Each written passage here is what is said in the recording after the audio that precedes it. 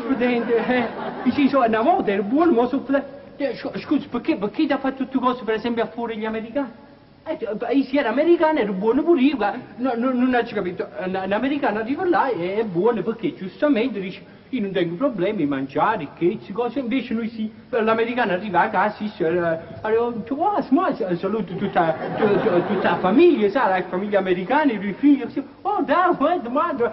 apre, saluta la moglie, così, un frigorifero degli americani, apre il frigorifero, parla ancora con la moglie, mica guarda intorno, parla con la moglie, 7 film, straccio, cose. Quando ma stai, a prendere una cosa, dice, ma c'è brutto questo, c'è un maso all'albero, e